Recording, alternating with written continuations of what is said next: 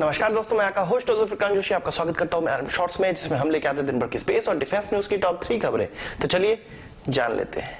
अपनी सबसे पहली खबर की बात करें तो वो नाग मिसाइल की तरफ से आ रही है। अब यह खबर निकल कर आ रही है कि इंडियन आर्मी 300 नाग मिसाइल जल्द ही इंडक्ट करने वाली है, यानी कि 300 नाग मिसाइल का उन्होंने ऑलरेडी ऑर्डर दे दिया है और जल्द से जल्द उनको ये डिलीवर हो सकता है। नाग मिसाइल प्रोग्राम 1980 में स्टार्ट किया गया था और यह कुछ 5 मिसाइल डेवलपमेंट प्रोग्राम में से एक था जो कि इंटीग्रेटेड मिसाइल डेवलपमेंट प्रोग्राम कहलाते हैं, पर किन्हीं कारणों से इन प्रोग्राम को जल्द से जल्द पूरा नहीं किया जा सका और अब जाके मेक इन इंडिया जब से स्टार्ट हुआ है तब से इन प्रोग्राम पे ज्यादा ध्यान दिया जाने लगा है, जैसे कि तेजस को इंडियन एयरफोर्स में इंडक्ट करना और जैसे कि आकाश सिस्टम को इंडक्ट करवाना या अब आप कह सकते हैं नाग सिस्टम को इंडक्ट कराना। इंडियन आर्मी का जो ऑर्डर है वो 300 नाग मिसाइल का है और 25 नाग मिसाइल कैरियर, जिनको नमिका भी हम कहते हैं, उनका ऑर्डर दिया गया है और यह ऑर्डर लगभग 500 करोड़ रुपए का होने वाला है। नमिका मिसाइल कैरियर कुछ 6 नाग मिसाइलों को एक साथ लेकर कैरी कर सकता है और एनिमी के टैंक को, जो कि 7 से 8 किलोमीटर की दूरी पर हो, उनको नष्ट कर सकता है। सोर्सों का माने तो आर्मी को इस प्रकार के 3000 मिसाइलों की अभी आवश्यकता है, जिसमें से 300 नाग मिसाइलों का ऑर्डर दिया जा चुका है। इनकी परफॉर्मेंस चेक करने के बाद ही आर्मी अन्य मिसाइलों का ऑर्डर देगी। नाग मिसाइल की डेवलपमेंट में सबसे बड़ी प्रॉब्लम सीकर को लेकर आ रही थी। जो इसमें पहले सीकर इस्तेमाल किए जा रहे थे वो टैंक को आइडेंटिफाई करने में प्रॉब्लम आती थी। जब सैंड का, डेजर्ट के सैंड का तापमान बढ़ता था तो वो टैंक के तापमान से डिफ्रेंशिएट नहीं कर पाता था, यानी कि यह नहीं पता लगा पाता था कि टैंक कहां पर है और डेजर्ट की सैंड कहां पर है, जिससे कि निशाना चूक जाता था। पर इंडिजीनियस सीकर जब से डीआरडीओ ने डेवलप कर लिया है तो इसकी एक्यूरेसी गर्मी के समय में भी बहुत अच्छी हो गई है और यही सबसे बड़ा कारण हुआ है नाग को सफल बनाने में और अब इसका इंडक्शन इंडिया आर्मी में होने वाला है। जब से मेक इन इंडिया प्लान को बूम दिया है सरकार ने, तब से तेजस हमेशा ही न्यूज में बना रहता है। कुछ नई खबरें और निकल कर आई हैं तेजस को लेके। एडीए के डायरेक्टर ने कहा है कि जुलाई 2018 के अंत तक इसका फाइनल ऑपरेशनल क्लियरेंस हो जाएगा, यानी कि तेजस MK1 को फाइनल ऑपरेशन क्लियरेंस मिल जाएगा, जो कि एक विमान के लिए बहुत ही बड़ा लैंडमार्क होता है। इसके अलावा उन्होंने कहा कि इसका एयर टू एयर रिफ्यूलिंग भी हम अप्रैल के अंत तक कर लेंगे। इसका ग्राउंड ट्रायल किया जा चुका है,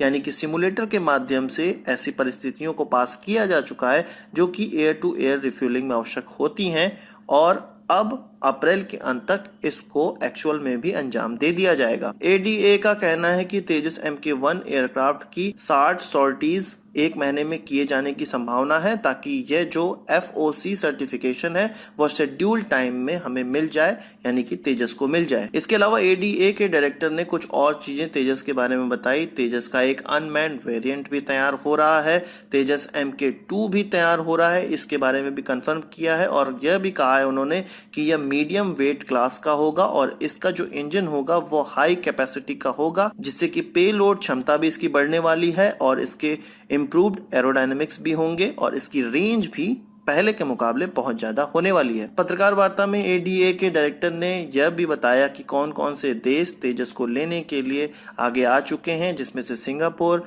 श्रीलंका, तुर्कमेनिस्तान आदि देशों ने अपना इंटरेस्ट ऑलरेडी तेजस में दिखा दिया है और सिंगापुर जो सामने आया है वो तेजस के ट्रेनर वर्जन के लिए सामने आया है, जो कि ट्रेनिंग पर्पज के लिए इस्तेमाल किया जाता है। दोस्तों, आप लोगों ने ये जरूर सुना होगा कि ISRO reusable launch vehicle technology demonstrator already बना चुका है और इसका एक्सपेरिमेंट भी कर लिया है, जिससे कि उसको कुछ ऐसे डेटा मिल गए हैं जिसके द्वारा उसने अपना विंड टनल मॉडल तैयार कर लिया है लैंडिंग गियर्स के साथ और लो सबसोनिक टेस्ट भी कर लिए हैं, यानी कि अब हम स्पेस शटल लॉन्च करने के एक और कदम नजदीक हो गए हैं। टेक्नोलॉजी डेमोन्स्ट्रेटर के माध्यम से जो भी डेटा मिले थे उससे एक छोटा मॉडल बना लिया गया है और इसरो का कहना है कि इस साल तो उनको कई लॉन्च करने हैं। अभी फिलहाल उनका फोकस चंद्रयान 2 में है, पर अगला साल जैसे ही स्टार्ट होगा वो इस रीलॉन्च व्हीकल पे काम करने लगेंगे और एक ऑर्बिटल री एंट्री एक्सपेरिमेंट जरूर होगा। इसके लिए साइट भी आइडेंटिफाई कर ली गई है, नेविगेशन का इस्तेमाल किस प्रकार से करना है,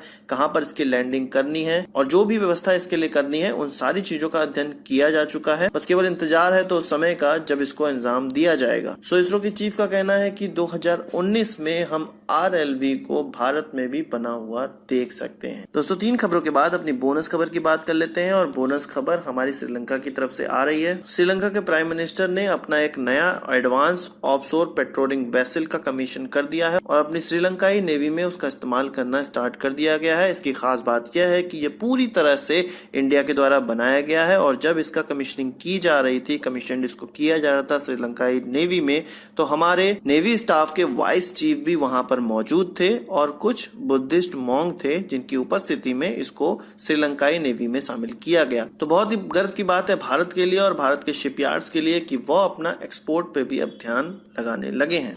तो आज की इस वीडियो के लिए बस इतना ही। आशा करता हूं आपको वीडियो पसंद आया होगा, आपको एक बड़ा थम्स अप जरूर देंगे। इस वीडियो संबंधित कोई सवाल सुझाव तो कमेंट बॉक्स में जरूर लाइएगा और यदि आपने हमारे चैनल को सब्सक्राइब नहीं किया उसे भी कर लीजिए, क्योंकि हम इस प्रकार की वीडियो लाते रहते हैं जो कि आपका स्पेस और डिफेंस ज्ञान बहुत ज्यादा बढ़ाने वाला है। नमस्कार, थैंक यू, जय हिंद।